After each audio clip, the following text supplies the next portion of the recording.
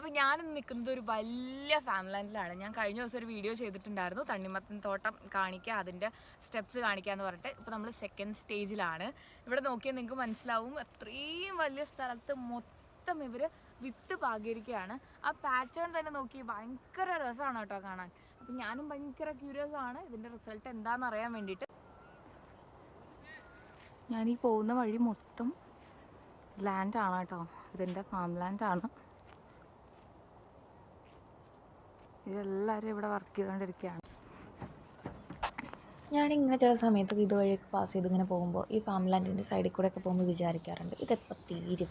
ഇവർ ചില സ്ഥലത്ത് പല പല പല ഏരിയ ആയിട്ട് ഡിവൈഡ് ചെയ്തിട്ട് പല രീതിയിലായിട്ടോ ഇവർ കൃഷി ചെയ്യുന്നത്.